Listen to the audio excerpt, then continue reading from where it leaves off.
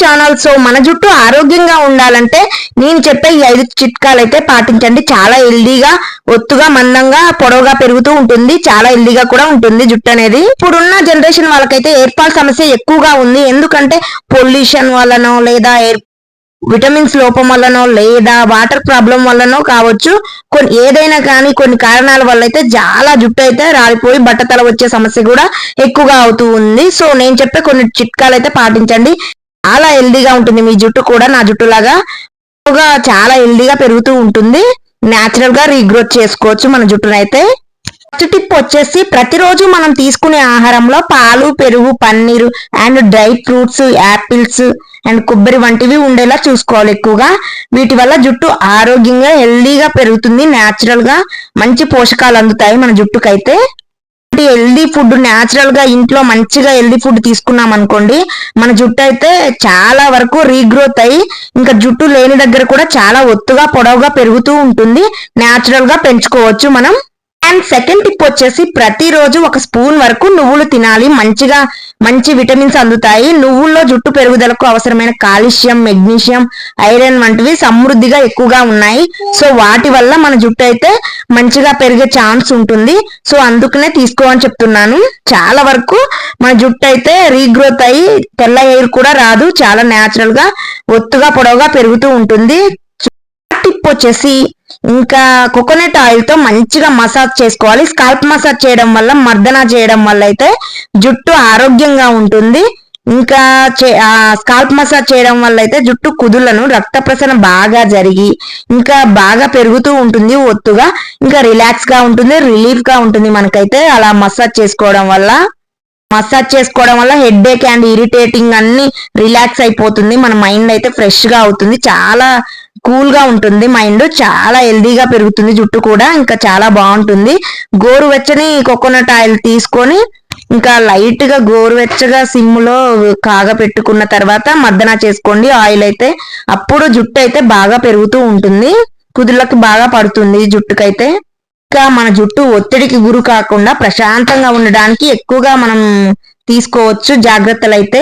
Neat గా relax గా అనిపిస్తుంది మనం ఇది వాడడం వల్ల. టిప్ వచ్చేసి చిట్లిన జుట్టు చివర్లు అయితే తరచూ కత్తిరించుకుంటూ ఉండాలి. అప్పుడప్పుడైనా జుట్టు ఆరోగ్యంగా పెరుగుతూ ఉంటుంది. బాగా చిట్లిపోయి చిట్లిన జుట్టు చివర్లు అయితే తరచూ కత్తిరించడం వల్ల జుట్టు ఆరోగ్యంగా పెరుగుతుంది. అండ్ చుండ్రు వల్ల కూడా జుట్టు పెరిగే ప్రక్రియ నెమ్మదిగా తగ్గుతూ ఉంటుంది. కాబట్టి ఎక్కువగా మంచిగా జుట్టు అయితే నీట్ గా ఉంచుకోవాలి. హెడ్ బాత్ చేసి కూడా చాలా జాగ్రత్తలు పడాలి. అప్పుడే జుట్టు చాలా హెల్దీగా పెరుగుతూ ఉంటుంది. టిప్ వచ్చేసి చాలా మంది తల ముందు భాగంలో జుట్టు ఊడిపోతుందని బాధపడుతూ ఉంటారు.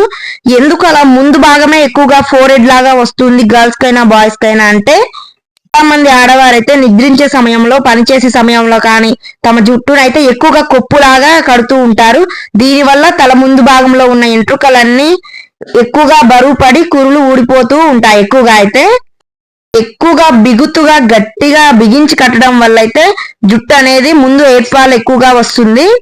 అలాగా బాగా అనిపిస్తుంది. ఇంకా ముందు భాగంలో ఎక్కువగా జుట్టు ఊడిపోతుంది. అందుకోసమే మన జుట్టు అయితే ముందు భాగంలో ఊడిపోతున్నట్లు కనిపిస్తూ ఉంటుంది మనకి. అలాంటి సమయంలో మనం చేయాల్సిన పని అయితే కొప్పు గట్టిగా వేయకూడదు అస్సలే. అలాగే పాపిడి ఎప్పుడు ఒకవైపే తీయకూడదు, మారుస్తూ ఉండాలి మనం. బిగించి కట్టకూడదు. ఎప్పుడైనా జుట్టునైతే లూజ్ గా ఫ్రీగా వదిలేయండి. జుట్టుని నీట్ గా ఉంచుకోండి. ఫ్రీగా వదిలేసి అయితే అల్లుకోండి జుట్టుని. ఇంకా అప్పుడైతే హెల్దీగా ఉంటుంది మన జుట్టు. టైట్ గా బిగించడం వల్ల కురులు అయితే తెగుతూ ఉంటాయి. ఇంకా కేశ సంపద అంతా పాడవుతూ ఉంటుంది. సో అలా మొత్తం జుట్టు రాలిపోయే ఛాన్స్ ఉంటుంది. సో అందుకోసమని జుట్టు అయితే ఫ్రీగా ఉంచాలి, లూజ్ గా అల్లుకోవాలి. గట్టిగా బిగుతుగా బిగించి ముడేయకూడదు, కొప్పులాగా పెట్టుకోవడం కూడా. అప్పుడు మన ఎంట్రుకలపై ఒత్తిడి పడకుండా ఉంటుంది. ఇలా జుట్టు ఊడిపోకుండా ఉంటుంది. అలాగే మీరు జుట్టు వేసుకునేటప్పుడు కూడా లూజ్ గా వేయడం చాలా మంచిది. ఇంకా కేశ సంపద కోసం అయితే కొన్ని జాగ్రత్తలు అయితే పాటించండి. చాలా వరకు తగ్గుతుంది మనది. అయితే ఫేస్ సౌందర్యంపై పెట్టినంత శ్రద్ధ అయితే జుట్టు సంరక్షణలో పెట్టట్లేదు. దీనితో జుట్టు రాలిపోవడం, నిర్జీవంగా మారడం జరుగుతుంది. అందువల్ల కేశ సంరక్షణ కోసం తీసుకోవాల్సిన జాగ్రత్తలు అయితే ఇవి. ఎక్కువ కెమికల్స్ ఉన్న షాంపూని అయితే యూజ్ చేయండి. ఇంకా డైరెక్ట్ గా షాంపూని అయితే అప్లై చేయకండి. తక్కువగా ఉండే షాంపూలో వారానికి 2 సార్లు చాలు తలస్నానం చేయాలి. చాలా హెల్దీగా ఉంటుంది. ఇంకా తలస్నానం చేసిన వెంటనే కండిషనర్ ఉంటే రాసుకోండి, లేదా లేదు స్కిప్ చేసేయండి. జుట్టు కోసం నేను చెప్పే ఈ కొన్ని టిప్స్ అయితే పాటించండి. చాలా హెల్దీగా పెరుగుతుంది మీ జుట్టు కూడా నా జుట్టు లాగా. సో ప్లీజ్ సబ్స్క్రైబ్ చేయడం మర్చిపోకండి. ఇంకా నా వీడియోస్ కనుక నచ్చినట్టయితే లైక్ షేర్ చేయండి. Thank you so much. మన డౌట్స్ ఉంటే కామెంట్ బాక్స్ లో కామెంట్ చేసేయండి. Thank you.